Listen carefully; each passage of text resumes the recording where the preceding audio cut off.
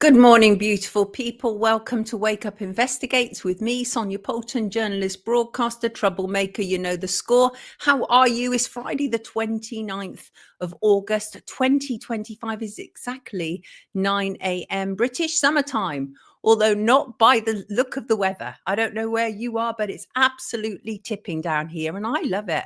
I don't think you can beat a good rainy day, especially when you've had lots of sunny ones. So I'm really happy to see it. Good morning to you all. How are you all, you beautiful people in the comments? I hope you are well. I hope you are doing beautiful. I do. And it's lovely to see you all. And thank you so much for the early super chat from Becky Hall. You're a star, Becky. Thank you so much for your generosity. I genuinely appreciate it. And grand risings to you all, you wonderful, wonderful people. Welcome to Wake Up Investigates, where I deep dive into a matter of public interest. This week, I want to look at the UK's biggest child charity, safeguarding charity, after a whistleblower came to me. So let me read you what she wrote. She said, "Dear Sonia, I wonder if you would look again at the Nspcc. You previously reported how it was failing to safeguard children, and it's got worse since then. For the last 3 years, I have been involved with raising funds for the charity. I was happy to do it. I had a difficult childhood, and the idea of children in distress when I have so much upset me deeply. I hoped I could help. However, I have become increasingly concerned at the pushing of gender ideology on children and at a children's charity, for goodness sake. As you know, the LGBTQ agenda runs contrary to protecting children. Would you consider updating your last report?" I would, and I am right now. Oh, yes. Thank you for that message, Anonymous. Good shout. And first of all, thank you so much, Simon and Swiss Miss, for your super chats. Truly appreciate it. Truly. So, a little background into my previous report. 5 years ago, around 2019, 2020, I was told about a member of Nspcc who was taking sexual pictures of himself and posting them online. So I was like, wait a second. So an Nspcc staffer, somebody who works there, is taking sexual pictures and posts themselves online. That doesn't sound very child friendly. Turned out it was true. This was the same employee who had brought in a man who claimed to be a woman and was coaching and influencing children on the Nspcc's Childline helpline. This trans-identified male had made some of the most vulgar, sexist and racist comments around. So I reported on these issues concerning the Nspcc and these two individuals and made a big deal about it, as did a few others. And the staff member and the trans-identified male both parted company with the charity. And I'll explain more in detail later about what that was. But first, for those who are not familiar with this influential British children's charity, let me assist. And just want to check that everything is okay there in the, you can hear me well, you can see me well, everything's absolutely fine. Let me know if there's a problem. So the history of the Nspcc. Everything good, people? I hope so. Right. The history of the Nspcc, the National Society for the Prevention of Cruelty to Children, Nspcc, was originally founded as the Liverpool Society for the Prevention of Cruelty to Children by Thomas Agnew in April 1883. Now, legend has it, Mr. Agnew, a Liverpudlian businessman, was on a trip to New York 2 years before, and he was inspired after a visit to a children's charity doing a similar thing, preventing cruelty to children. Sounds good, right? Thomas Agnew had a social conscience, and he could see that the world for children could be a dark and dangerous place, and they needed protection. And you know how they say the road to hell is paved with good intentions, yeah? Well, keep listening.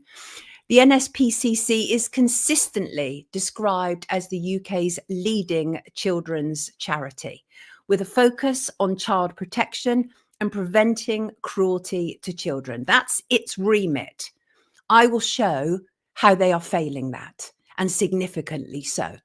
It is the only children's charity with statutory powers in the UK. This means it can take legal action to safeguard children who they believe are at risk of abuse. So, for example, the Nspcc can apply for care and supervision orders, just as an example. It has had statutory powers for well over 100 years, and that was reaffirmed under the Children's Act of 1989. So, as I said before, sounds great, right? What could be more noble than protecting children? As a journalist who has long written and reported on issues involving children, I should be a big supporter of the Nspcc, right? Wrong. The reality is, today, as when it was established, children are still some of the most vulnerable amongst us. And I have made it my duty to do all I can to highlight the issues and those taking advantage of them. The Nspcc, however, and I do not say this lightly, is not only not safeguarding children, but in some crucial areas of child development, they are making children even more vulnerable to predators. The reality is, in 2025, the Nspcc is not fit for purpose and needs investigation before it and its helpline Childline can continue to advise children. It is a danger to children and must be halted and subject to normal scrutiny. So that's what we want to say to start. I looked into what the anonymous whistleblower had said. I was actually deeply horrified, which is why I decided to do this as today's investigation. So a little about the organization. The Nspcc employs 1,700 people, has around 7,000 volunteers, and has offices and hubs throughout the UK. It uses an assortment of ways and means to achieve its stated goal of ending child abuse, and that includes providing direct services, running campaigns, offering consultancies, and operating Childline. The Nspcc lobbies government on issues relating to child welfare. Well, that's what it claims to do.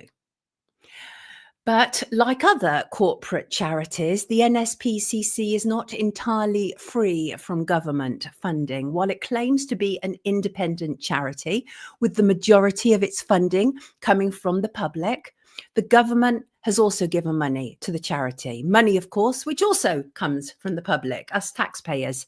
It doesn't appear to be an annual thing, certainly not visibly so, but in chunks. For example, for the period 2011 to 2015, the government gave the Nspcc a grant worth 11.2 million for, as it said, continued investment in Childline and the Nspcc helpline. That was authorised and pursued by Tim Loughton, who was the children's minister at the time under the Cameron Lib Dem coalition. So, royal connections, it does actually have a royal charter despite not declaring it in the name. This was said to have been done for essentially two reasons. One, because they didn't want it confused with the Royal Society for the Prevention of Cruelty to Animals, the RSPCA. And two, the Nspcc was already established by the time it was given the Royal Seal of Approval in May 1895 by Queen Victoria, who became its patron. Yes, that renowned, child-loving, emotionally in touch monarch. I kid, of course. But it says rather a lot about the type of public figure who would gravitate to being part of a charity whose aim is said to protect children. Royals have long been part of Nspcc. Margaret, Anne, Andrew, they've all kind of jollied in at one stage or another. And in fact, Sophie, professionally known as HRH, the Duchess of Edinburgh, is the royal patron of the Nspcc, the president and the royal patron of Childline. Busy. Gatekeeping operation, it has long had establishment links, and some researchers have long seen the Nspcc as a gatekeeping operation for the establishment. Certainly, it has been involved with numerous royals and politicians, as I will show. And we know there has been a distinct lack of curiosity of arrests, of charges, of convictions around substantial child abuse allegations at the hands of members of the British establishment. Now, bear in mind, the NSPCC is the only children's charity with statutory powers. It could actually do something, but it hasn't. Now, given what our anonymous whistleblower had said about the current state of the play, I think it's important actually to reflect on why I felt the need to report on the NSPCC in 2019. As I said, it was to do with two characters associated with the charity. This is one of them. Oh, no, that's not one of them. This is one of them. This is James Makins. He worked at NSPCC as a celebrity and talent officer whose job involved bringing in influencers and celebrities to promote the charity. He was dismissed on August the 12th, 2019. The NSPCC said, and I quote, he was dismissed on the basis of behavior which was inconsistent with the values expected from an employee of our charity. Well, what could that behavior be? Well, it was likely the flurry of images available of him online in highly sexualized poses. Here is an example which I've had to edit. Here it is. And this is an image where he states very proudly, wearing my rubber under my clothes to work. How child friendly is that? An employee of NSPCC. I'm wearing my rubber under my clothes to work. And James had I've had to edit it, but you get the gist, right? Because there's really vulgar words that accompany this, which I can't show. So James had proudly been responsible for bringing in this character. Munro Bergdorf, transgender activist, was the NSPCC's first LGBTQ++ into infinity campaigner for Childline. Someone either didn't do their homework or didn't care or had other plans for Munro Bergdorf.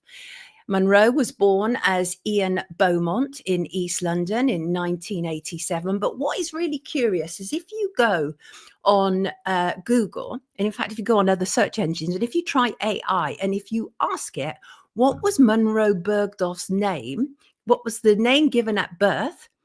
It won't give you a name. Censorship is absolutely rife when it comes to the gender issue online. Be aware of that. They want us to believe that this person his entire life has been comprised of being a female called Munro Bergdorf. Not true. Not true at all. And what happened, Munro, so-called model, transgender activist, become more famous for making derogatory remarks about women, about white people, and posing in various stages of undress for public consumption. And the NSPCC appointment by James Makins ended after 2 days. Bergdorf said it was a transphobic hate campaign. Please give me a break. I'm so sick and tired of this, right? And that is if you are representing a company and you appear, and you ain't even seen half of the images. Let me just show you some of the other images. I'm going to do it briefly. These are all of the images of Munro Bergdorf collected by the brilliant Lily Maynard, a blogger. This will give you an example. That's what I say. Somebody didn't do their homework on Munro Bergdorf. And fairly egregious, frankly, that, first of all, not a great role model really for anybody, much less a children's charity. So you can see why there was a problem. You can see why people were up in arms, including me. And the NSPCC stated that their reason was nothing to do with Bergdorf being transgender, but because Bergdorf had put out a message on social media that young LGBT people should make direct contact. I mean, if that's not a safeguarding issue, I don't know what is. An adult saying to young people, feel free to make direct contact with me privately. You what now? That's safeguarding. That's a problem. And that is why NSPCC got rid of Munro Bergdorf after 2 days, right? The NSPCC was forced to admit that such behavior was incompatible with its own safeguarding policies. The NSPCC had no care or concern about how Munro Bergdorf presented as an over-sexualized parody of a woman, and for that reason was also an absolutely terrible appointment. Guess what happened in response to that? Just guess what happened. Over 150 Nspcc staff complained to senior management about the charity's treatment of Bergdorf. There was something of a revolt at a children's charity about a trans-identified male, parodying as a female in very explicit clothes, or rather in a state of undress. Do you need a further reminder? I should say all of these images are fine for YouTube, but not for a children's charity. Absolutely not. So that's what they did. The staff essentially revolted. It was awful. Several days later, the Nspcc offered Bergdorf a full, frank and unreserved apology for the way in which it had handled the dismissal, but reconfirmed the breach of their own risk assessment. And as Peter Wanless said, who was the CEO at the time, this undermines what we are here to do. Yes, indeed, Peter Wanless, but it wouldn't be the first occasion. It won't be the last. And I'm going to be telling my viewers about it today. So the response from the NSPC staff should have told us that priorities at the charity had shifted in a substantial way. And when Peter Wanless vacated his post last year, he was replaced by an LGBTQ ally. More of which shortly. But I am far from the only one who has had concerns about the NSPCC. Many people have. And last year, a fundraiser quit. And what she had to say not only backed up what I'd warned about in my report 6 years ago, but went further in raising the alarm. So what happened was, this NSPCC whistleblower spoke out about quitting the charity, claiming it risked grooming children with aggressive trans ideology. Julia Marshall, former police officer, mother of 3, had volunteered with the NSPCC for more than 30 years. Long time. She warned that it had been completely captured by the Stonewall campaign group. For those who are not familiar, the Stonewall charity has long been the lead pusher of trans ideology in the UK and has had an extraordinary influence on government departments, private businesses, public figures, and celebrities. And the NSPCC, according to Marshall, was one of them. I believe her. You only have to look at the output from the NSPCC. Marshall claimed that she and other school volunteers were told to ask primary school age children their pronouns when they delivered assemblies and workshops. She says they were also put under pressure to affirm children's choices of gender, even where it had nothing to do with protecting them against physical and sexual abuse. So the gender affirming approach, which has been taken by schools and the NSPCC, is if a child says, I've been born in the wrong body, I should have been born a girl, or I should have been born a boy, the approach is to confirm that. That's child abuse. The NSPCC already should be stopped immediately for being part of that. It's child abuse. Imagine confirming to a child, yeah, you were born in the wrong body, kid. Horrendous. And it's awful. Again, this supports what Julia Marshall is saying, supports the notion that the NSPCC has betrayed its founding purpose, which is to protect children. It's not protecting children. She told the Telegraph's Planet Normal podcast that she was ostracized for speaking out against the apparent shift in direction and saw it as a problem. It was a major red flag, she said. I thought, how can you not see that this is a safeguarding risk? How can you not see? Indeed. The NSPCC's involvement with the gender lobby is an absolute betrayal of children. The evidence for allowing children to change gender was built on shaky foundations in the first place. We've had a number of really important reports, including the influential CAS review. The NHS itself has clamped down on the use of puberty blockers for children. There has been a deep outcry about children transitioning due to social demands. These are all areas where the NSPCC should be protecting children against adult ideas, but rather than run away, it is running towards the gender lobby with open arms. And some Stonewall, which has vociferously campaigned for children to be allowed to change gender, has now been distanced by the government, BBC, and numerous other organisations with whom it had formal collaboration. But that's thanks to the pushback from people. It wouldn't have happened otherwise, because Stonewall was right in there and taking over. But at the NSPCC, the gender lobby still has a firm grip, absolute firm grip. And let me be clear to you that what I'm going to talk about today is not just about the gender lobby. It is about a series of events over decades that has shown that the NSPCC is not there to protect children. But I'm starting with what is currently relevant and I'm moving backwards. That's the way I'm going to be doing it today. So Julia Marshall first raised her concerns in 2019 when she noticed that her supervisor in Hertfordshire began including her pronouns, she, her, in emails. And Julia said, I had a long conversation about it. She said, we've been told that it's important to show inclusivity. So then C19 came and the NSPCC workshops were suspended. But when they returned in the summer of 2022, volunteers were asked to undertake refresher training before going back into school. It was at this point that Julia Marshall noted that this was, and I quote her directly, a very different NSPCC to the one I'd known. They had a whole session on pronouns and transgender children. I was astounded because we were talking about primary school children under 11. I said, what on earth is going on? I really did feel like I was an alien. Everyone was like, no, this is a thing. This is happening. It's normal. I said, how can you not see as a charity that this is a safeguarding risk? The reaction was, well, you're weird. And this is what happens with groupthink, right? Is oftentimes people in these corporations, including volunteers, they're so keen to stay embedded within those corporations that they will accept anything, even if it betrays the very children they're supposed to be protecting. I would say that Julia Marshall was the only one with the mind to protect children there. And if there were others and they failed to speak up, then they still failed children.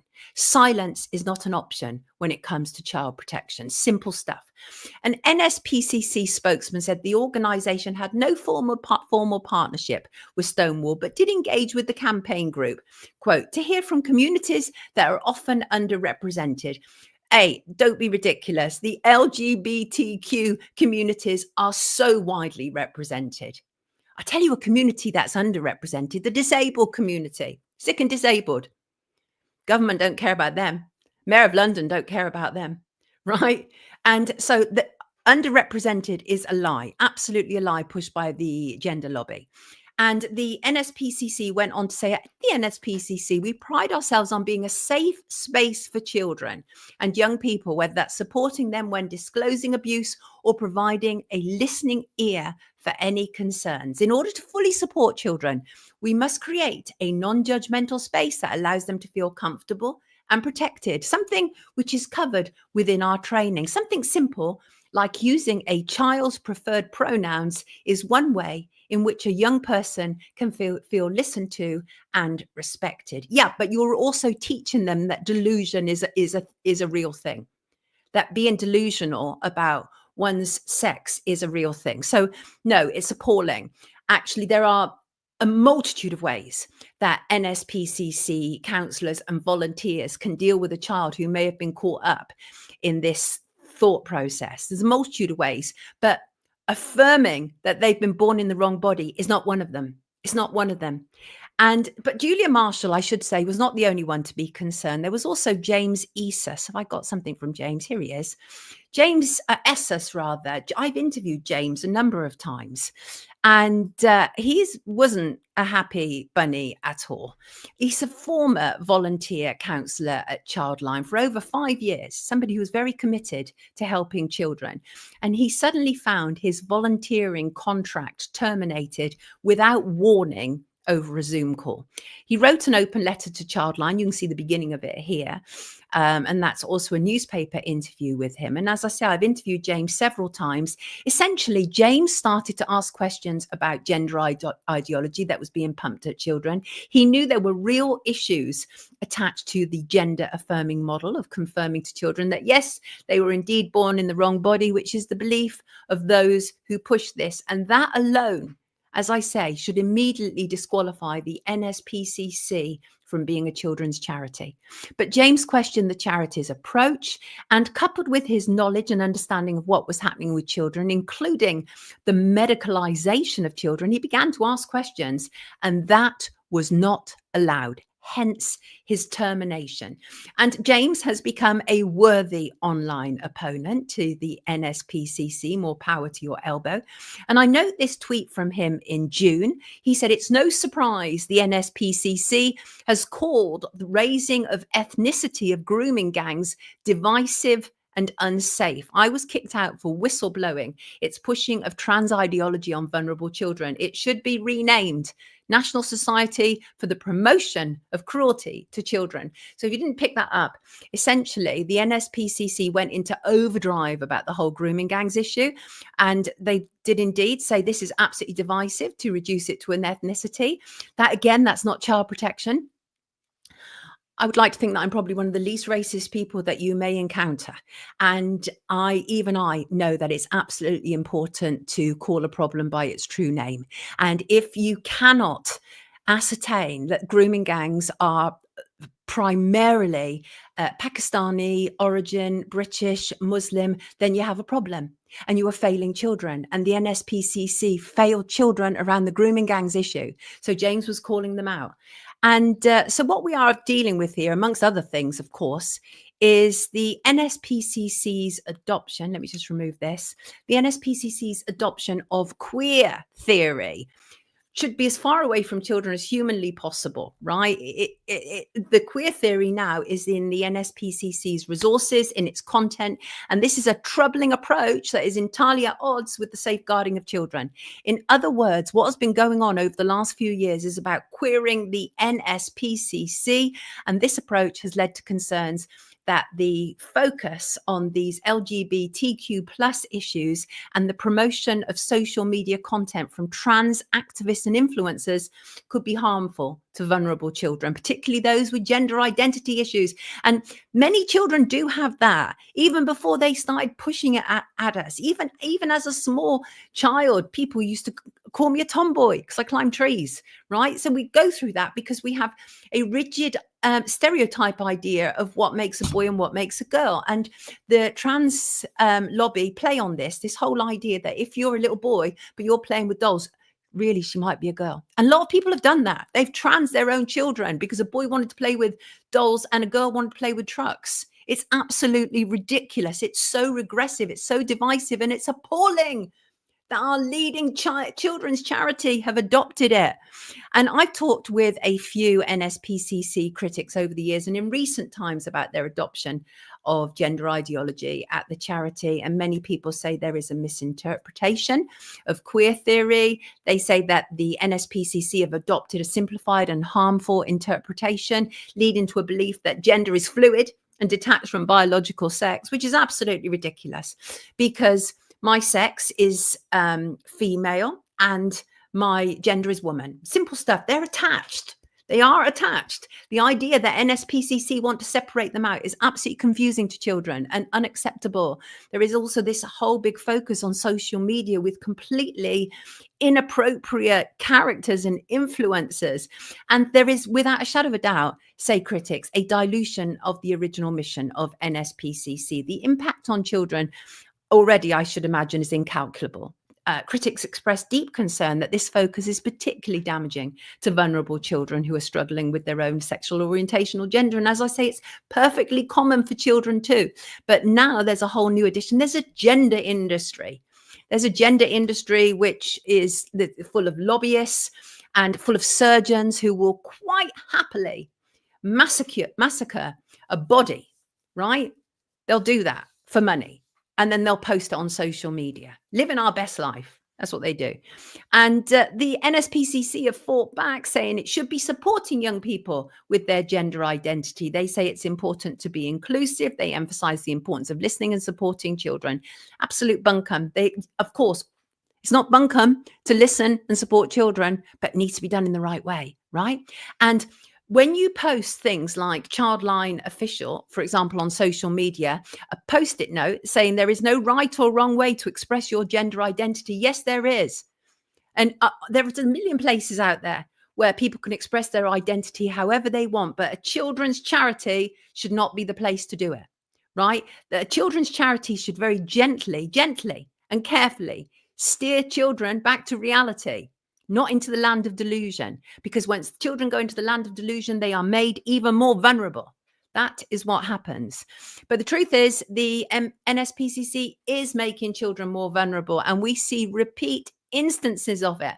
And by the way, regarding Childline, which comes under the NSPCC umbrella, that was accused of allowing the trans lobby to hijack its advice website in order to promote potentially dangerous treatments. And this was behind parents' back. So, for example, messages were being posted by third parties on the NSPCC chat rooms hosted by the charity, which was advising girls as young as 14 to bind their breasts and take hormone blockers.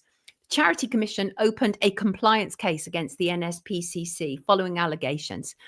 The Charity Commission said in May 2023, we opened a compliance case into the NSPCC to explore its management of the Childline message boards. After engaging with the charity, which commissioned an independent safeguarding team to review the message boards, we were satisfied the NSPCC had implemented the recommendations from this report. The case was closed in September 2023. As I will reveal later, the Charity Commission is useless in so many regards, and certainly when it comes to monitoring problematic charities like the NSPCC. And just say the NSPCC online shop, oh my days, is a sweet shop for gender literature. I wonder if I can bring up some examples here. Like, what can anybody tell me why you would need? Let me just bring in a good one. So just to give you, first of all, why would you need on the NSPCC book site a book about Stonewall coming out in the streets? Why would you need that? Surely that's more adult reading. No, more adult reading. And a stack of Pride books. I think here's one image. I mean, I've got loads actually, but I don't want to get bogged down with them. But this will give you an example. I mean, we're talking tons of books, absolutely tons of books. And so some examples, what have I just brought up on the screen there? I Will Not Be Erased. And Julian at the Wedding, and Laverne Cox, trans-identified male who was in Orange Is Not the Only Black. Very aggressive about coming into women's spaces, but a book by Laverne Cox, Little People, Big Dreams, and a book by RuPaul. And RuPaul, of course, has been absolutely responsible for the explosion of drag queens, and that then led to Drag Queen Storytime, another deeply serious safeguarding issue for children. So there's a book by RuPaul. I mean, I can go on and on and on. You can check yourself. The point is that the NSPCC bookshop is absolutely plugging this. Queer Heroes, My Own Way, celebrating gender freedom for kids. It just goes on. It goes on and on and on. And there's an absolute drive and an absolute push to queer up children who are going to the NSPCC. And can I just say thank you for all your super chats, and I will absolutely acknowledge them at the end of this stream. You are amazing. Thank you. I appreciate that greatly. So Childline, let's talk a little bit about Childline. Childline. This woman founded Childline in 1986 after a BBC television programme on child abuse generated thousands of calls from vulnerable children and young people. Esther Ranson served as the chair and later president of the charity before stepping down.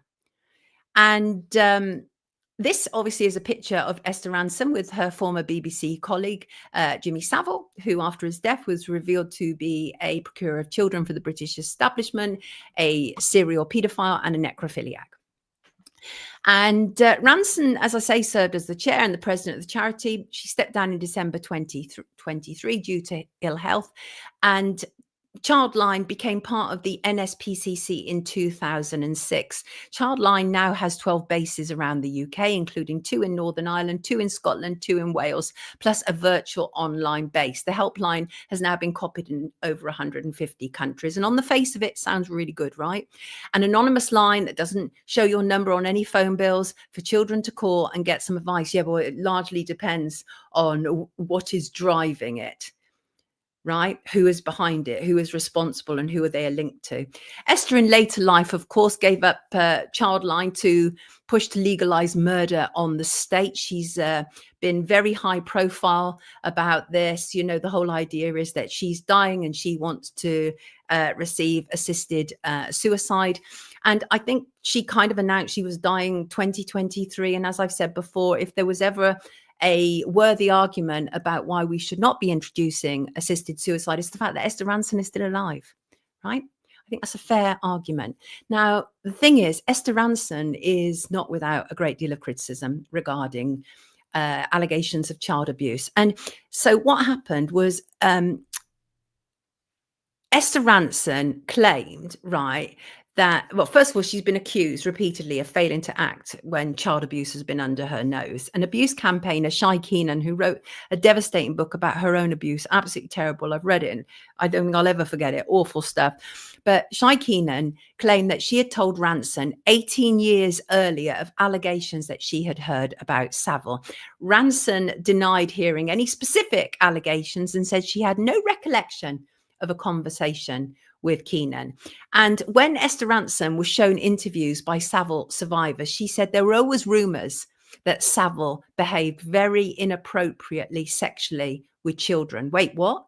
So you are running Childline, the nation's foremost helpline for abused children. You've heard rumors and you've done nothing about it.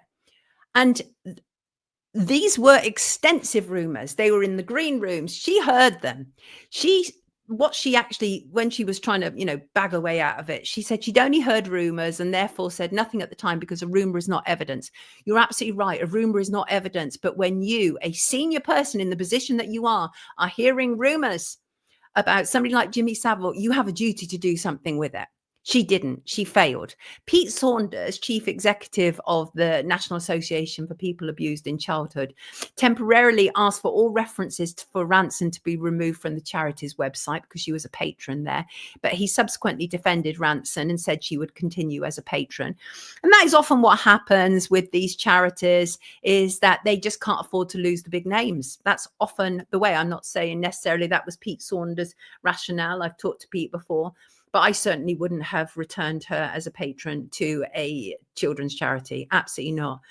But the reality is, and it's really important to understand this, let me just remove them from here, is that there are numerous ways that the Nspcc and Childline are a safeguarding risk to young and impressionable children. Okay. And that doesn't have to include having internationally recognized predators such as Jimmy Savile support your charity, which he did in the early days, which I'll show later. And I'm sure many of you have seen the pictures anyway. So school literature from the charity instructs teachers and therefore pupils how to respond when a young person asks to be referred to they, them. So let me give you the scenario. This is what the Nspcc say should happen. If a child comes into class and says, I'm non-binary, from this point onwards, I want to be referred to as they, them. So there are three choices that the schools can answer, and there's only one right answer. So A is tell them that there are only two genders and you'll be calling them by their actual pronouns in class. So that's a reality-based position, right? Or there's C, which is to acknowledge what the young person says, but say it might be easier for people just to call them by their actual name. That's a decent compromise. It's not dismissing what the child has said to you, but it is also dealing with reality. People don't want to be fussed with they, them business, right? It's awkward. It's bad grammar. It just goes on and on, right? Both of those, A and C, would be acceptable. But you see, the problem is A and C are both wrong, according to the Nspcc. There is only one right answer in dealing with such a situation, according to the Nspcc. And that is to thank they, them, the kid, for being confident to ask for it, and let them know you'll do your absolute best to obey what they have asked you to do. In other words, obey the command. What on earth? So let me get this straight. You thank the child for their delusion, and then you tell them that you will do everything you can to comply with their delusion. That's not schooling. Well, it is schooling, but it's indoctrination. So that's outrageous. It is ridiculous. No one can tell me that this is not indoctrination. Right thinking parents must continue to revolt against this. It's breeding a generation of sheep who are being taught to ignore the evidence of their own eyes and to also use bad grammar while they're doing it. As James Esses has said repeatedly, the organization set up to safeguard children is now a safeguarding risk, and it is indeed.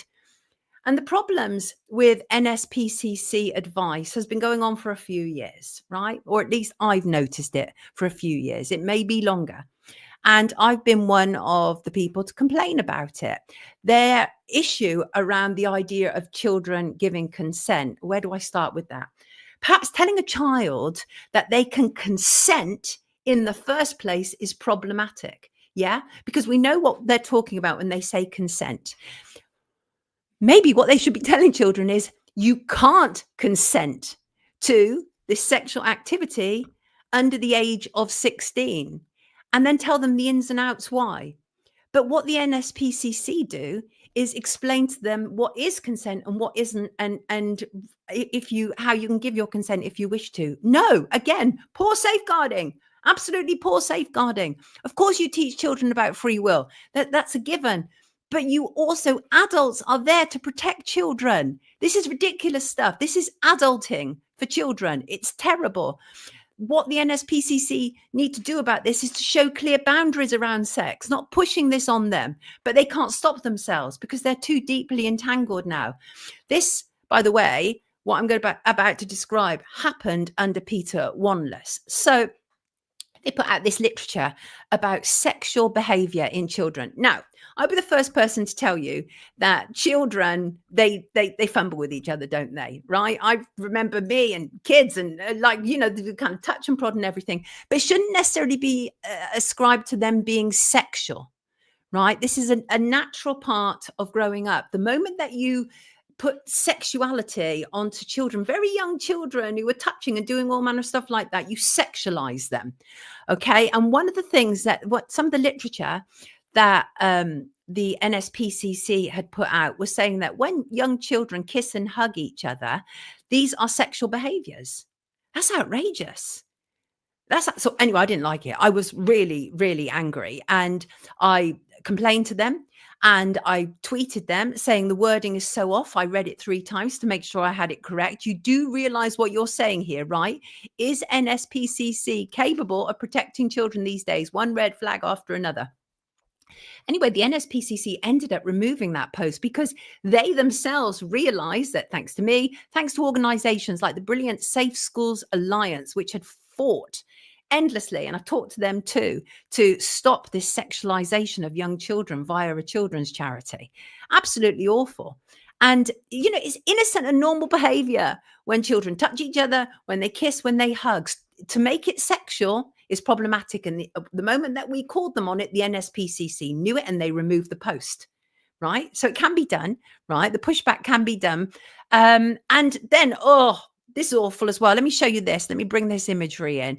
This is at Pride recently. So Pride, as many of you know, has gone from being, a kind of a festival of awareness and activism against homophobia that was rife, absolutely rife when Stonewall came to be. I marched with Stonewall in the 80s, right? So, but things have changed. So, but Pride is not part of Stonewall, by the way, is the organization. We have Pride Month, which actually Pride Month now extends into like Pride Year because it's on constantly. And they are highly sexualized street events, oftentimes where people parade in their fetish gear of choice, be that leather chaps or their doggy masks, but all of it is sexual. Or a lot of it is sexual. Well, look at these images they're using. Let me bring this in. This infuriates me because this, again, is about indoctrinating children. I've got it somewhere. Let me find it. There we go. NSPCC at Pride. And here's what I really object to. Look at that. These are really young children, by the way. I doubt they're even older than 5. And what they've used is they've used a cuddly teddy bear with an NSPCC t-shirt. Cuddly teddy bear. How much more childlike can it get, right? childlike innocence, and then there's all this literature. And so absolutely NSPCC is in bed with the gender lobby because pride is part of the gender lobby, and the sexualization of children is everywhere. And children should not be at Pride these days. It is not a suitable place to take children. And by the way, I don't want to see half naked people on the streets either. I really don't. I don't think it's appropriate or acceptable for us to be seeing people dressed up in their fetish gear and behaving in highly sexualized ways in public. Isn't that public indecency? But for some reason, the lobby gets away with it. And I just think that's really abhorrent, that at the Pride store.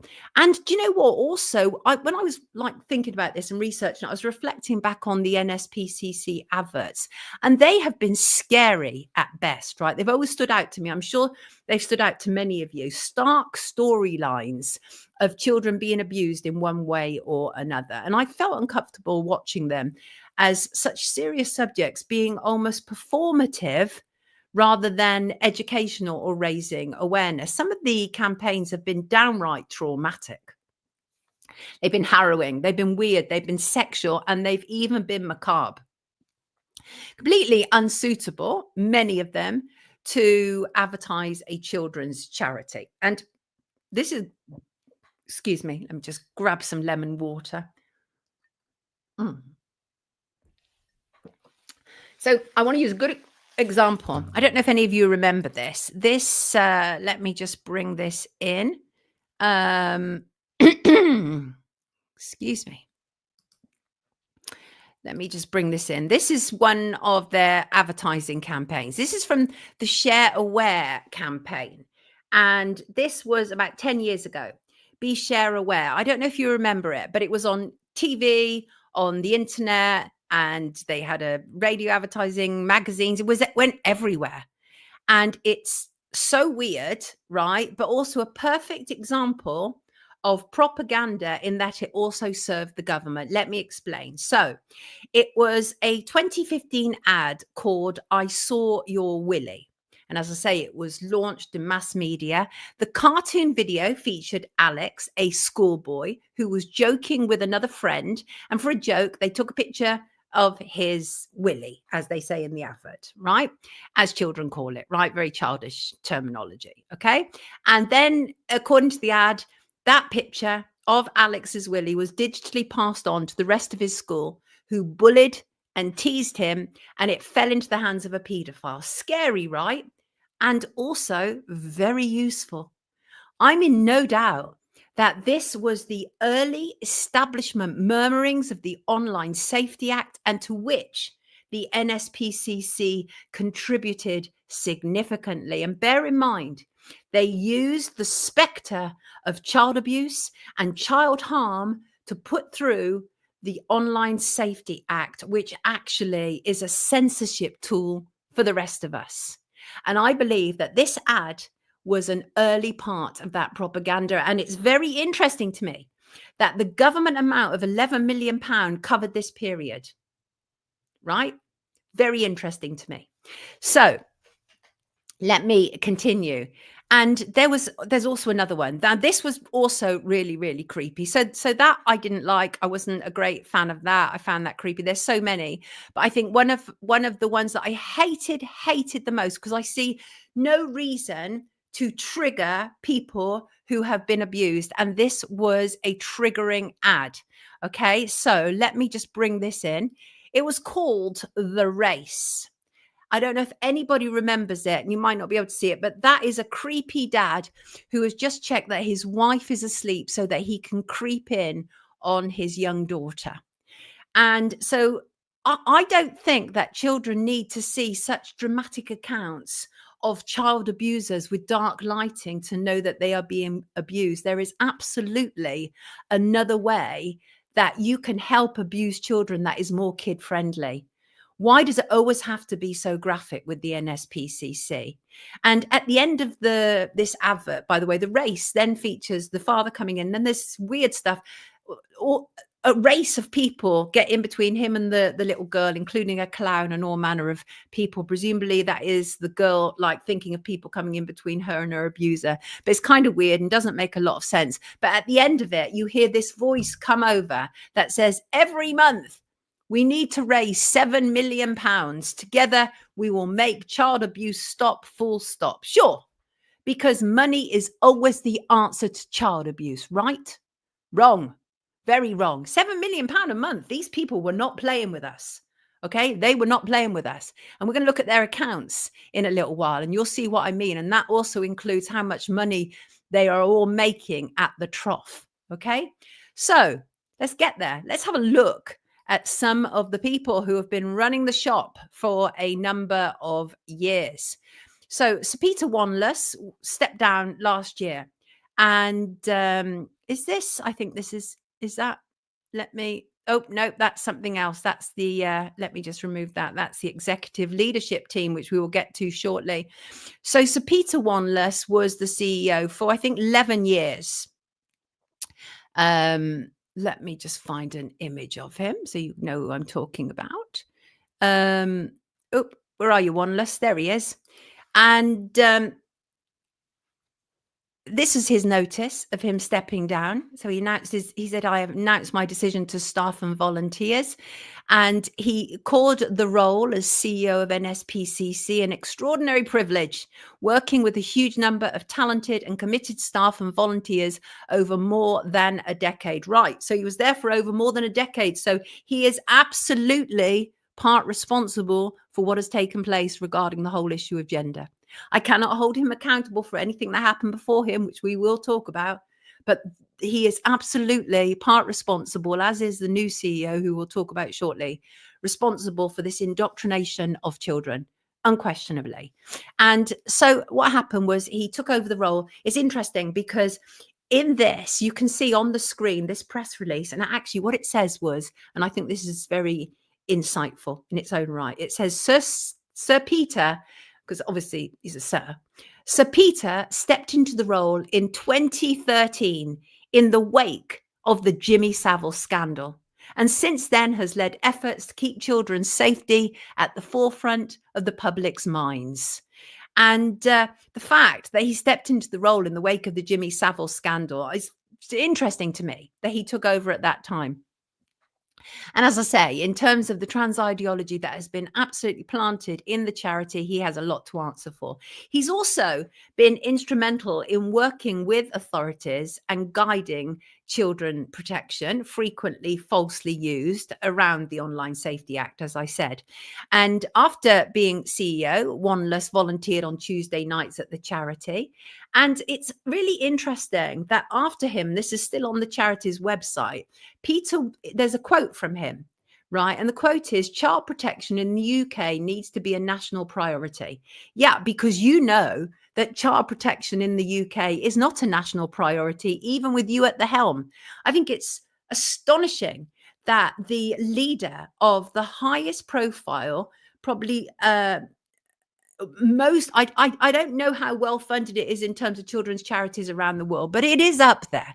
It's huge. It's immense. And you're trying to tell me that you couldn't make it a national priority. And so your parting shot is it needs to be a national priority. I'm telling you what, if I worked at a children's charity and one of the things that I left behind was saying that child protection needs to be a national priority, I would consider that I had failed at my job. Absolutely.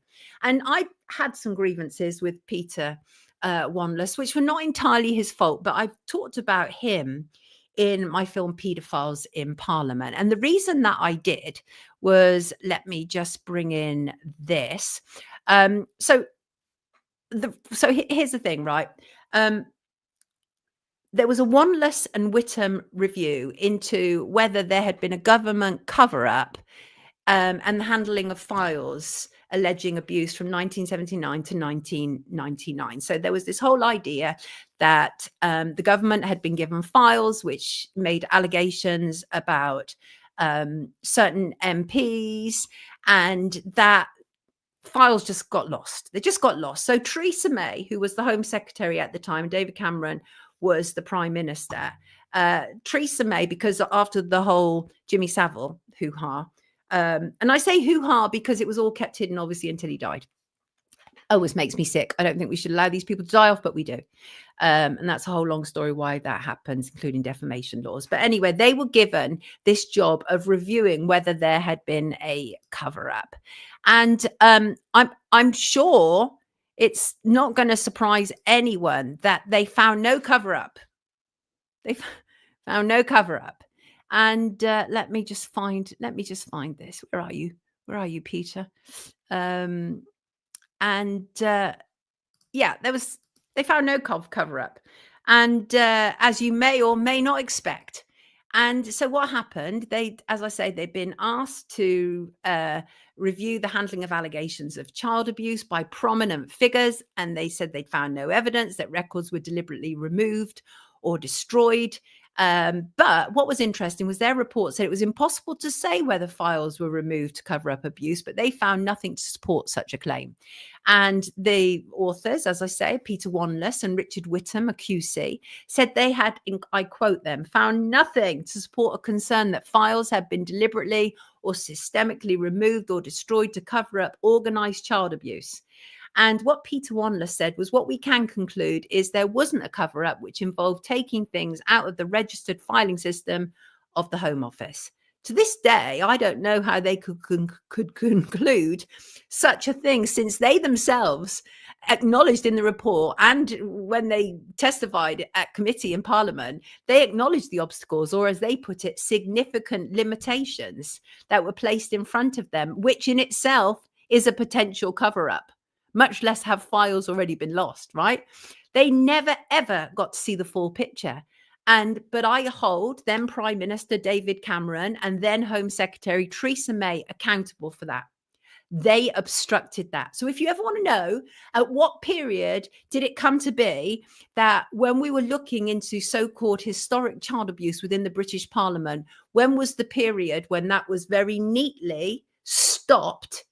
It was right then, 2013, 2014, at the hands of Cameron and May. So the significant limitations that they talked about included what was known as the Records Management Convention, and that was across police forces. So the idea was that records relating to allegations that did not lead to a charge were destroyed after 2 years. Pretty problematic.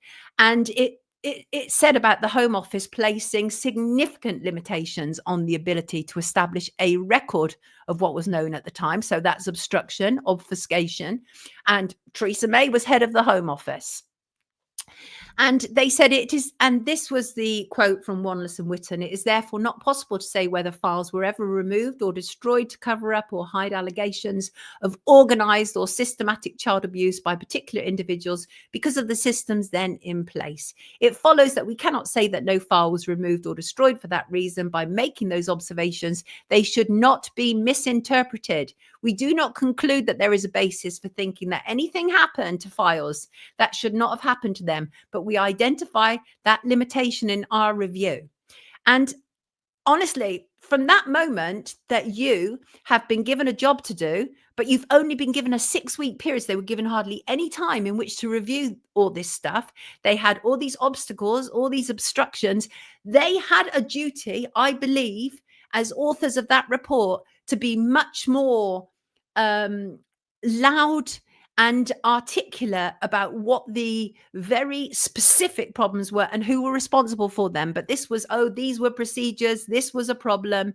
Prime Minister David Cameron said the report meant that people looking for conspiracy would have to look elsewhere. Do you see what I mean? Right? David Cameron, not a man with clean hands in any way or in any direction.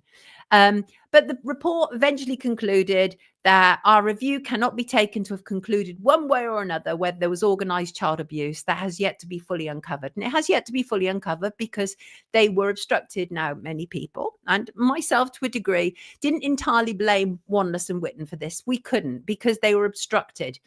And they were obstructed by government.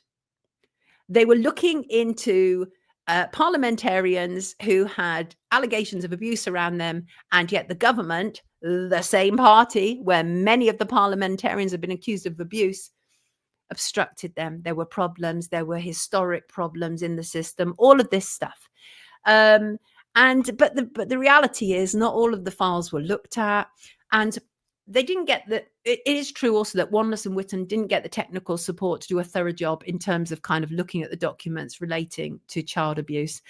And Theresa May, responding to the report, said their consideration of how the police and prosecution authorities handled any files they received and whether any material was passed to MI5, and if so, what action was taken. Publication of this review is an important step in ensuring institutions take seriously their duty to protect children from abuse and to learn lessons from any failures. But what about you, Theresa May? What lessons did you learn from your failure to give these chaps only 6 weeks to look at such an important thing and create a review from it? Awful. In addition, by the way, this is the other thing that really, really is upsetting. The report also found no evidence that the Home Office had ever funded the Paedophile Information Exchange, which was a pro-paedophile campaign group which legally disbanded in 1984, but whose goal was to reduce the age of consent in England. Well, that in itself also very problematic, that the head of a children's charity had found that, because that's not what a former civil servant told the independent inquiry into child sexual abuse. Not at all. Tim Holbert testified that the Home Office secretly gave £30,000 to PI, who were campaigning, as I say, to legalise paedophilia in the 70s and 80s. Holbert said he had seen the payment on a spreadsheet. He said the money for the Paedophile Information Exchange had been marked as a grant to another group, but it was for PI. But the inquiry also heard that a review of his claims, a previous review, had failed to find documentary evidence to support them. And again, it's what has happened with this evidence, okay? Because we know absolutely that there were members of Parliament who were supporting PI via the National Council for Civil Liberties. And that included Harriet Harman, Patricia Hewin, Harriet Harman's husband. And they, of course, in recent years, they were horrified to be supporting the NCCL and its support of PI and all of that, blah, blah, blah, blah, blah. But we know absolutely that PI around that time had influence within Parliament and government. We know that. We know that. And do you know what? Talking about members of Parliament, dodgy, problematic members of Parliament, do you know who this man is? Where is he? Let me find him. Oops. Nearly there. Ooh. I'm sure I'm going to find him soon. You know, when you're looking, you've just got a lot of stuff in front of you and you're not sure exactly. Right. Let me just open up that file, because I do want to share this with you. And it's important. I try and limit these investigations into what I consider important. So anything I use is important. Right. There we go. Let's bring him in. Here he is. His name's Dan Norris. He was a Labour MP until this year, when he became an independent. He's been an MP since 1997, then to 2010, and then from 2024 to present time. And he was suspended April of this year after being arrested by Avon and Somerset police on suspicion of rape, child sex offences, child abduction and misconduct in a public office. I still don't know whether he's been charged. There's nothing available and they won't tell me, which suggests that he probably hasn't. The investigation is ongoing. But here's the thing. He worked as a teacher and child protection officer, and he was trained by the Nspcc. He was trained by the Nspcc.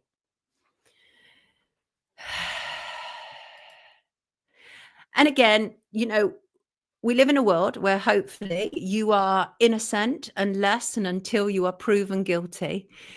But I think that in itself is a whole headline that is troubling to me, right? So what about the new CEO who replaced Peter Wanless? Well, this one is textbook, children. This one is textbook. Here he is. His name's Chris Sherwood. And Chris Sherwood was a trans promoter before he got the job. He posted this tweet.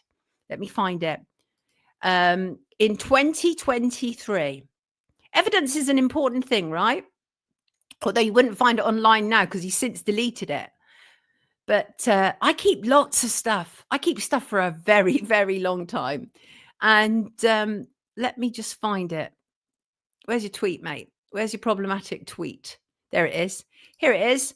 And he makes clear his support. I am proud to support the I Stand With Trans campaign because trans and non-binary people deserve to feel safe and supported in the charity sector. Hashtag charity so straight. Is charity so straight? And so that was what he tweeted in 2023. But when he got the job and when he he took over the role of CEO in January of this year, and people had spotted it, he deleted it. Right? He deleted it. You can't cover your tracks, mate. That's not how it works, right? So let me tell you about Chris Sherwood. And to me, the fact that he was such a trans ally, right? It clearly set him up as the future boss for the Nspcc because they were going in a certain direction. And it's also being run by trans activists, the 150 at least, who had a problem with Munro Bergdorf being let go. And they obviously, clearly, the Nspcc could see a great deal of future work in supporting the ideology, despite, as we've shown, as I say repeatedly, despite it being contrary to protecting children. And Chris Sherwood has been named by Attitude magazine, gay magazine, as a trendsetter. Fantastic. Just what we need at a children's charity, right? But Chris Sherwood is a career charity boss, by the way. He's been a bigwig in the sector for years. He came to the Nspcc from the RSPCA, which is a toothless, spineless organization. Obviously, they do rescue some animals, but they don't rescue enough. That is the reality. And they have very, very, very little sway in stopping it. I'm not going to go into the stories that I've told before about not my involvement in the RSPCA, but how I've tried to draw their attention to animal abuse. And they've been like, well, unless the dog is dead, it's like a next door neighbor's dog who's left alone repeatedly for 3 days a week. And the RSPCA, I'm telling you now, the RSPCA had said to me, look through the letterbox, unless the dog is dead, we can't do anything. That's not protecting animals, right?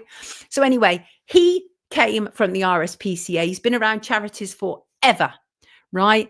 And his job essentially as the CEO is to make sure that people carry on donating, right? I'm sure he's like, I'm the head of a children's charity and it's to protect children. But really, we all know that the job of a CEO is usually to ensure that funds keep coming in the direction of the business or the charity.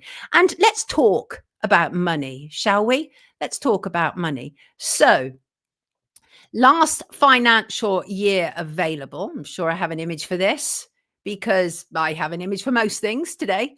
The last financial year available is actually, I can bring this up on something else altogether because I actually have the slides and PDFs. Let's just bring that up, shall we? Sorry about this. Is it not showing? It might not be showing. But so here we go. Nspcc income. There we go. Here it is, the annual report. Sorry, it might take me a little while to get there, but I've got there.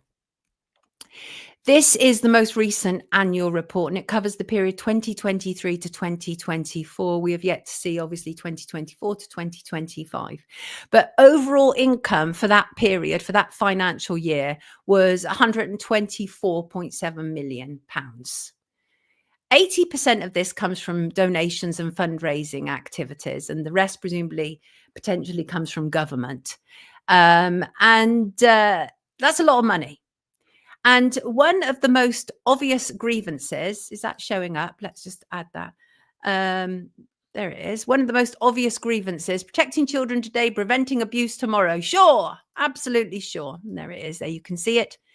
And that's the annual report. It's available online because they have to make it available online. They're a charity and it's part of the condition, obviously, of the Charities Commission. That's at least one thing that the Charities Commission does. But one of the most obvious grievances that people have about charities is we shouldn't need them, right? that it's a failure of government and local authorities in the first place. And this is usually more obvious when it comes to things like food charities and charities to do with health, because of course what's happening is that we're getting double dipped, right? We're paying through our taxes for the NHS and for benefits, and then we are being forced again to pay as private citizens to donate and contribute to charities. And that's what David Cameron meant when he was talking about big society, was to get us mugs to pay twice.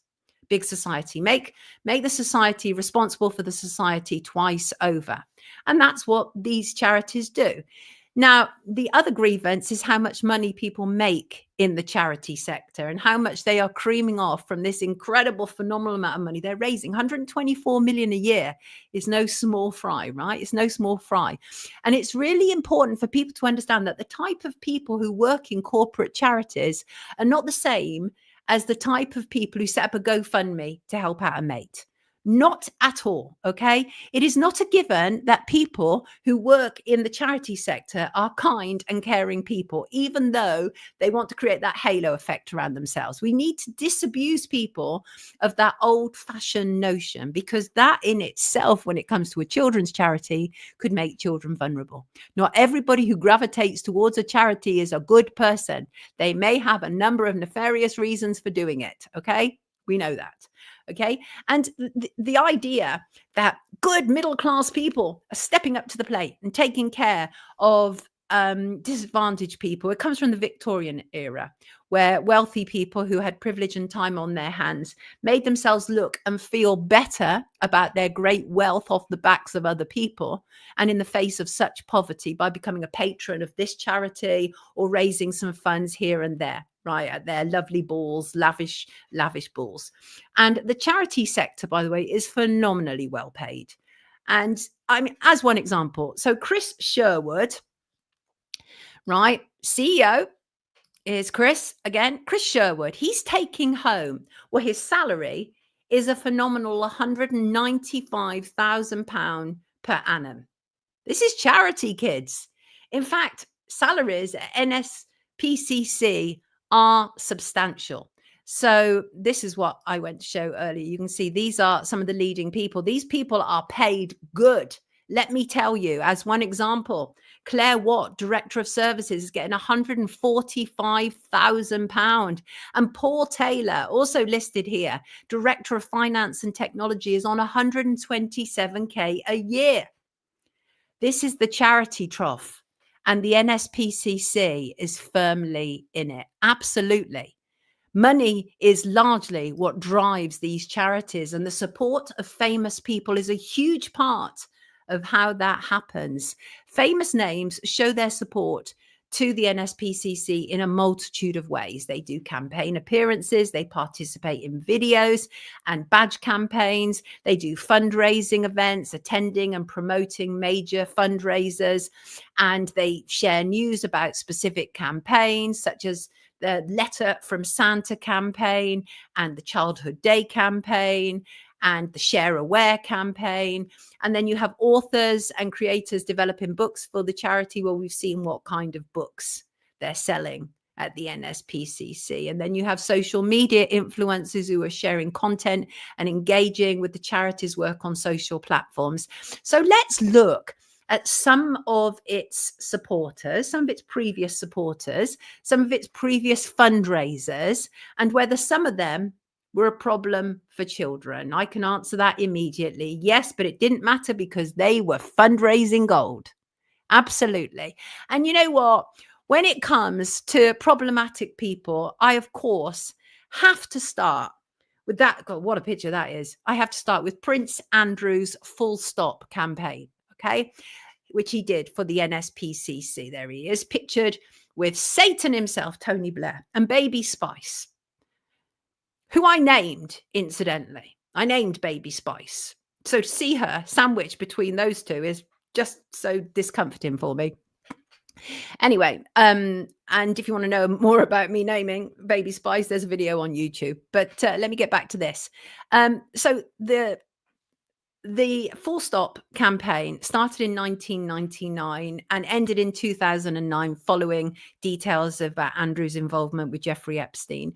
And Andrew had an absolute fantastic time on this campaign, getting to have pictures taken with pop stars, footballers, and politicians, all the while looking like an angel while doing goodness knows what in the background. Do you see what I mean about the halo effect? And here's a picture that should turn many a tummy. Hope you've had your breakfast. Bill Clinton supporting Listening Center. Let's listen to children, says Bill Clinton. There's a man that you turn to for advice on children, isn't it? Not. And this image of all of them was actually taken in 1999 when they launched the Full Stop campaign at the Drury Lane Theatre in London. And Andrew had lots of very passionate words to say. Let me read some of his quotes. A very moving speech he gave. And he said, Britain could not allow its future to be threatened by the tragedy of child abuse. And he added, we must act and shoulder our responsibility. Failure isn't an option. Tell that to the woman who now sadly is dead, who your mum gave a reported £12 million to shut her up from suing you because she said you raped her. Right? We had Andrew Loney, author, historian, on the show with us on Monday. You can look at Monday's show, check that out, that interview. Andrew is on talking about his book on Prince Andrew and Sarah Ferguson, his former wife, but might as well still be because she's still in the royal trough, and about how greedy all four of them were in Andrew's family. And all four of them repeatedly appeared at these events for Nspcc. Andrew, Sarah Ferguson, and their two children. But Andrew Loney talked about his book entitled, in which he talked about Andrew doing all manner of things, including having multiple escorts, and the greed that was absolutely rampant between Andrew and Sarah Ferguson. And of course, as I say, he was accused of sleeping with a trafficked girl, for which his mum, Queenie, was reported to have paid 12 million to make her go away. And Andrew was as bad a patron of a children's charity as you might think you could get, but he was far from the keen friend to lend his support to the Nspcc. And bear in mind, Jeffrey Epstein was convicted of child abuse, and he was waiting further trial when we were told that he killed himself, which any sane person knows is an absolute nonsense. It was absolutely unquestionably that he was taken out in order to silence him because he knew too much about too many people. Anyway, as I say, Andrew was not the only Epstein mate to be involved with the Nspcc. Let me show you this individual. Let me find him. Let me find him. Where are you? Where are you? Where are you? Ooh. There he is. Peter Mandelson, former British politician, current British ambassador to the United States since February 2025, put forward by Keir Starmer. The man recently alleged to have referred to Epstein as my best pal in a birthday card, but has since, as you can imagine, distanced himself from Epstein. But he was, Mandelson was very much involved with the Nspcc. Let me just bring in a picture, just so we can all be very, very clear what we're talking about here. What we're talking about here, and the coziness of some people. The coziness of some people. Ooh, maybe I'll find it here. Let me, there he is. There he is, of course. And let's just bring that in. And there we go. Best buddy, you know. And that was recent, my best pal, rather. But of course, Mandelson's like, no, no, no, I really regret all that. I really, really regret all of that. But I don't know. There's just something wrong about these people. And these are not the only Epstein connections to NSPCC, by the way, as I will show. But there's something wrong to me about the type of people who were heading up these important campaigns, becoming patrons, and being associated with people like Jeffrey Epstein. But of course, nobody knew anything that was going on. They were all blinded. They were all just blinded by this man, absolutely blinded. And Peter Mandelson, for those who aren't familiar, and that would be probably some of our overseas viewers, he served as Labour's Director of Communication from 1985 to 1990. He became one of the first people to whom the term spin doctor was applied, and he was dubbed the Prince of Darkness because of his ruthless and kind of savvy ways, right? So there's you thinking there might be more connections to the NSPCC, right? I know you're thinking it. I've just said it. Yeah, and you'd be right. And there's this woman. Let's bring her in. Let's bring in this woman. Let me get rid of some of these images so I don't get too confused in what I'm doing here. Let's bring her in. Where is she now? Ooh. Oh, maybe I already have got her. Her name was just simply Claire Hazel. And but she married into the Guinness family. I mean, marrying into the Guinness family. That's some legendary stuff, isn't it? And she became a countess. Here she is. Countess Ivy, she became. There she is. So she was formerly known, as I say, as Claire Hazel, now known as, well, actually, no, because she's now divorced, but then became known as the Countess of Ivy. Claire was an interior designer, and she married the fourth Earl of Ivy, who was Edward Guinness of the Guinness family, and they married in October 2001. And Claire raised thousands of pounds for the NSPCC. She'd been president of the NSPCC's West Suffolk branch since 2011, but she was forced to quit the NSPCC in 2020 following emergence of her involvement with Jeffrey Epstein. So I think it was the Mail on Sunday that had kind of started it all off. And it alleged that she traveled on Epstein's Boeing 727 32 times. 32 times between 1998 and 2000, including trips to his home in New York, Florida, the Caribbean, and New Mexico.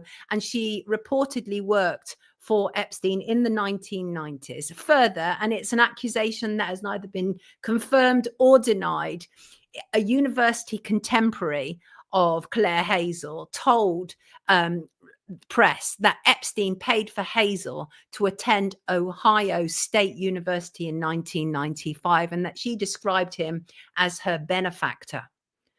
So the former friend, who asked to remain anonymous, alleged that Hazel took him with her on a trip to Epstein's portion of Leslie Wexner's New Albany estate, the Rotunda, right?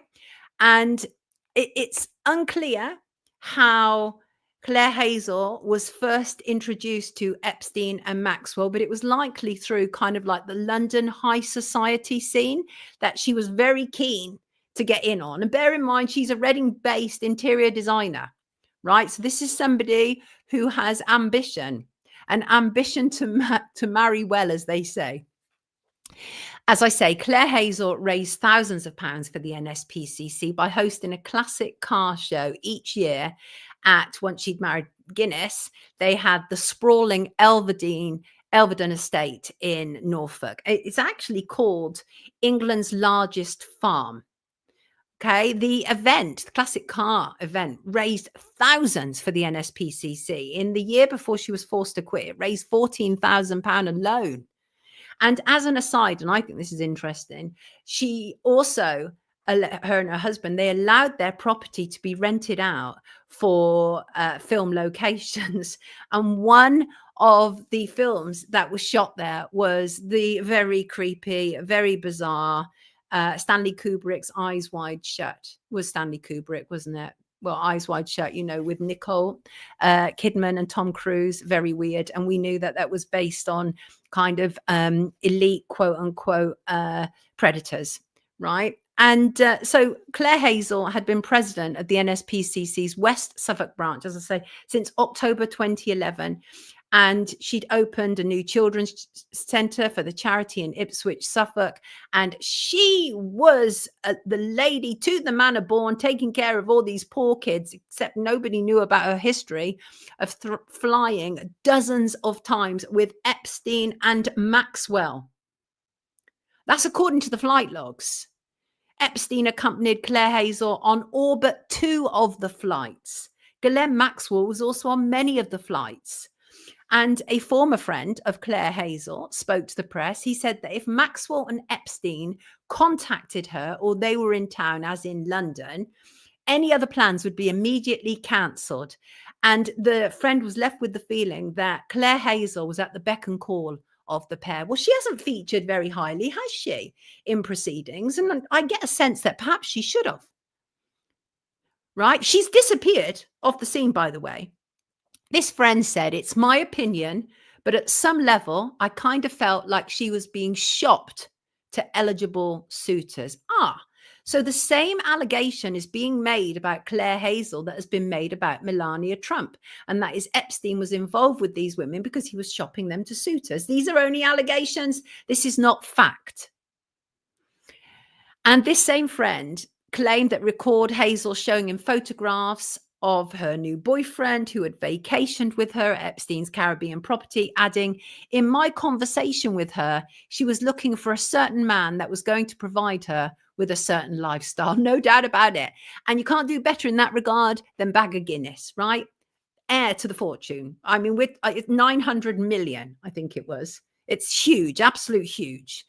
And alas, in 2021, and this is interesting. So a year after it was revealed that she'd taken dozens of flights with Epstein, her marriage collapsed. Isn't that interesting? I think that's interesting. So they announced that their 20-year marriage, a year after that, just a matter of months, actually, they announced that their 20-year marriage was over.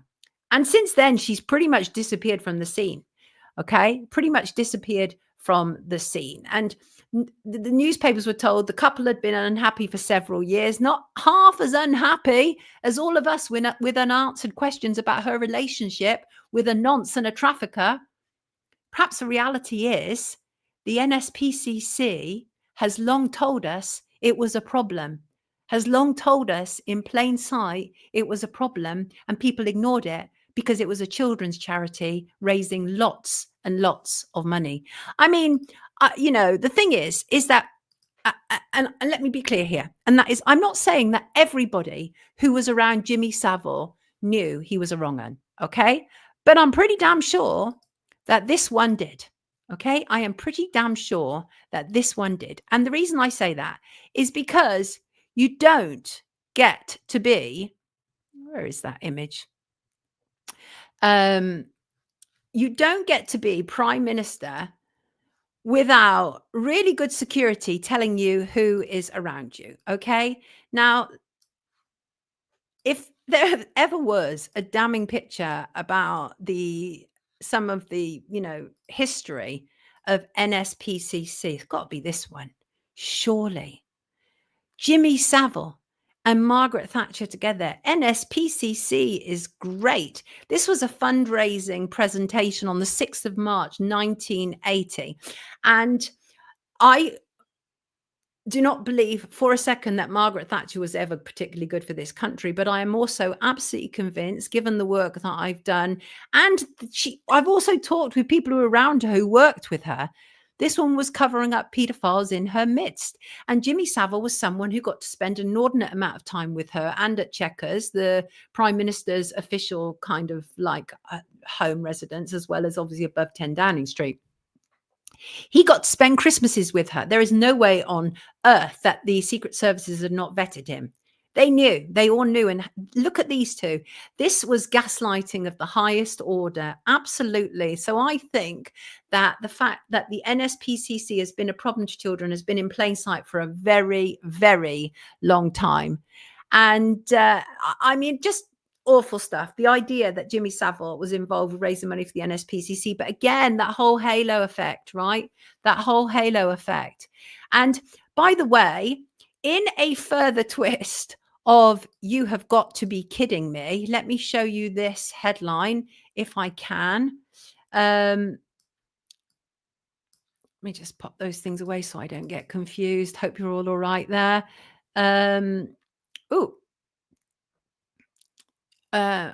Oh, I'm not sure if I can find it. Oh, there we go. Let me just bring this man in. This man is Sir Rodney Walker. You may or may not know him.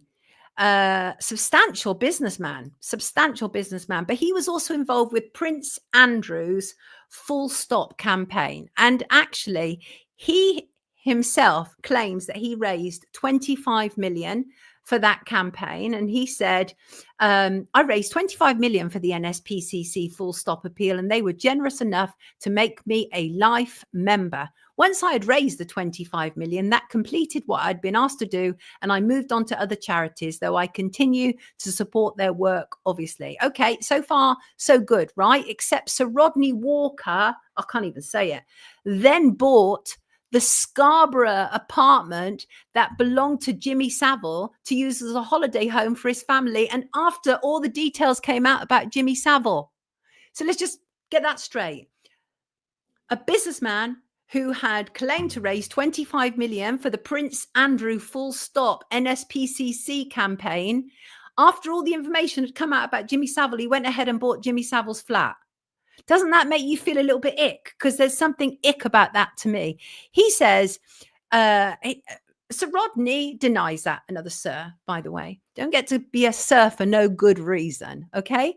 Sir Rodney said that they were already negotiating the flat, and he couldn't see anything wrong with it. His family already had another flat in the same block of flats, and he said, "I think, like everyone else in the country, I was totally taken back. This was on hearing about the truth about Jimmy Savile.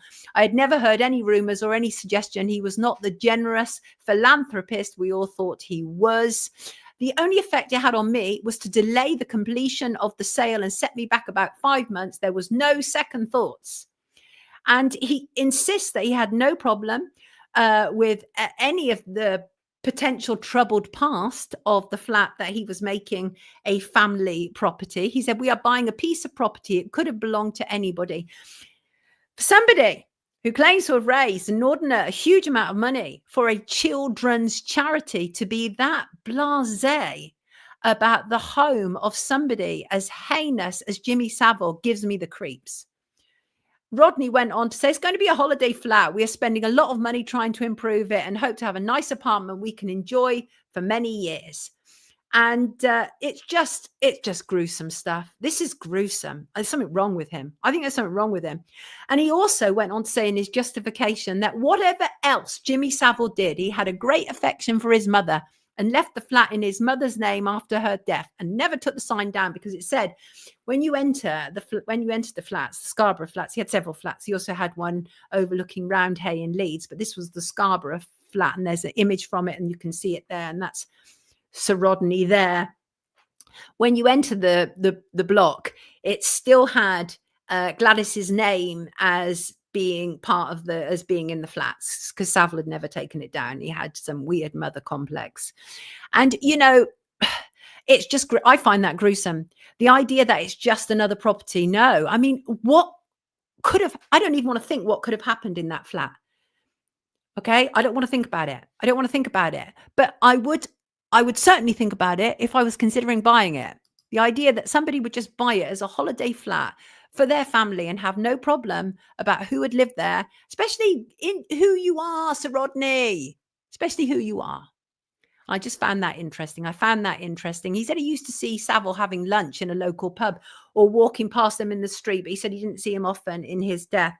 And he was knighted. Not that this is Sir Rodney. He was knighted in 1996 for services to sport.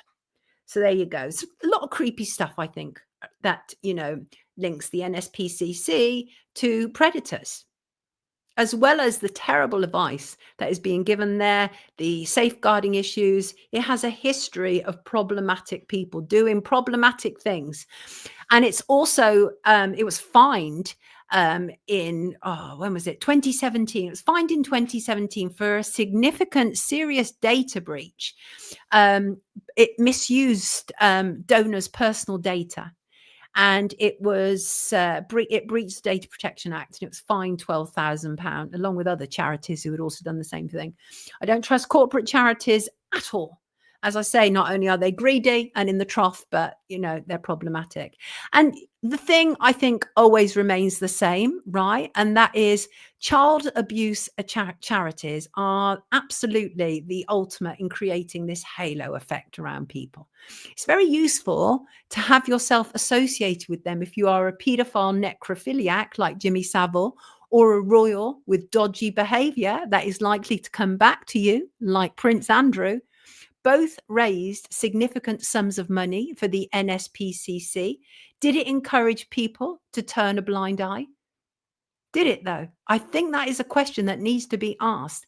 Did all these people, famous people, raising significant sums for the NSPCC, were people ignoring rumors because these people were just so damn useful? Is that what happened? I want to slightly go into theory now, just theory. Everything I've said is based on fact, but this is theory. But I think it's interesting. As a former mainstream media journalist, I have long been aware that things that are happening in the real world are often taken and fictionalized as kind of dramas on TV, certainly on British TV. I can't speak for other countries, but on British TV, and we've seen that confirmed with FOIs as well. We know that happens. It's been happening a very long time. And in fact, in my film, Paedophiles in Parliament, I talk about a similar situation involving a 1990s cop drama, which actually covered the issue of a bad cop who was involved with parliamentary paedophiles. And that really happened, and that's covered in Paedophiles in Parliament. But I think something more recent has happened where script writers have tried to tell us stuff. Okay. And I think it's important to listen. Anybody familiar with the Marcella series? Marcella was played by Anna Friel, and British crime drama featuring a dysfunctional but brilliant cop. And series 2, I think, is potentially about the NSPCC and Childline. Now, this is only a theory, okay, but I want to share it with you. So let me just bring in some imagery. And so I've got it here.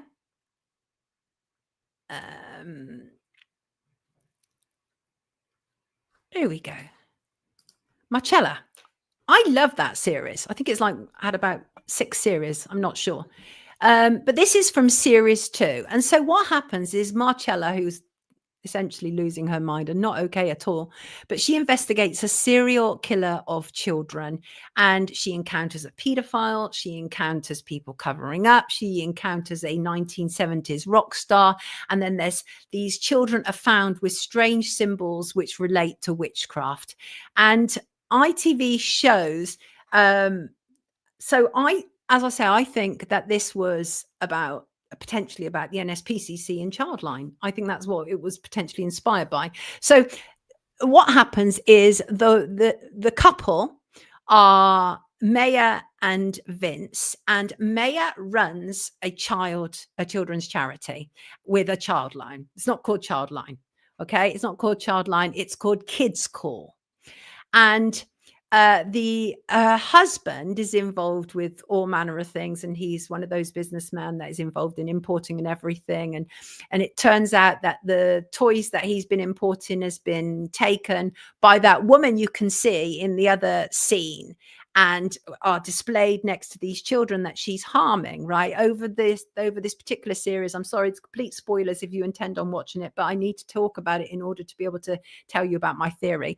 So Jane Coletti is a former school friend of Marcella, and it turns out that she had murdered 17 children over several years. But here's the thing: many of Jane's victims were discovered through her volunteering role at Kids Corps, which was owned by Maya Whitman, wife to the wealthy entrepreneur Vince Whitman.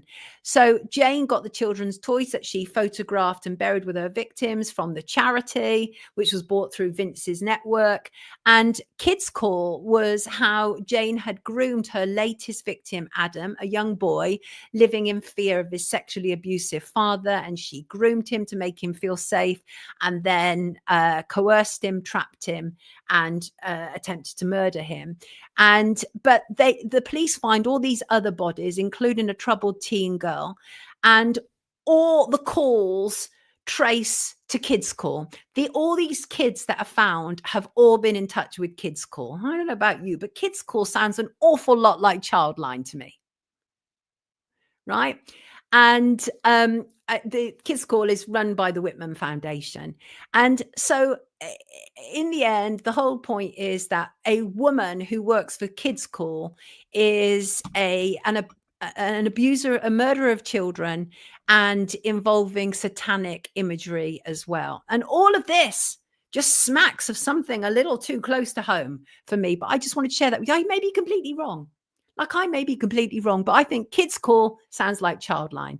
And given the kind of people that have been around Nspcc and its helpline Childline, I think it's fair that I think that Kids Corps relates to Childline. I think that's fair. I don't think that's too big a leap, frankly. And I also don't think it's too big a leap to think it is entirely plausible that the Nspcc has attracted predators, which could include, people who are going to abuse children and murder them. I don't think that's implausible to imagine that to be possible. So there you go. Yes, in Marcella, Kids Corps is, in my opinion, based on Childline. There you go. That's my position on that. So here's the thing. I began researching this report because of a whistleblower, right? I was appalled to see that, far from getting better since my last report, the Nspcc has got even worse and is an absolute danger to children. It is. How many safeguarding issues can one children's charity have before we realize there is a serious problem that has existed for a very long time? I don't doubt that the origin of the Nspcc was a good thing. I believe it was a good thing. Children were being shoved up chimneys to clean them, and all manner of other abuse. Children were being starved, beaten, sexually abused in Victorian London, and it was horrendous for children. And it was absolutely brilliant that the Nspcc was formed by the Liverpudlian businessman. Great. But who is now safeguarding what is going on at the Nspcc? It's supposed to be the Charity Commission, but you've already seen how ineffectual they are. They seldom get involved in issues, and they tend to focus rather more on misuse of funds and misrepresentation. And you could say that the overinflated salaries are fund misrepresentation, but seeing as most of the corporate charity sector are in the trough, the Charity Commission don't care about that. They don't care that these people are being paid ungodly amounts of money, huge amounts of money.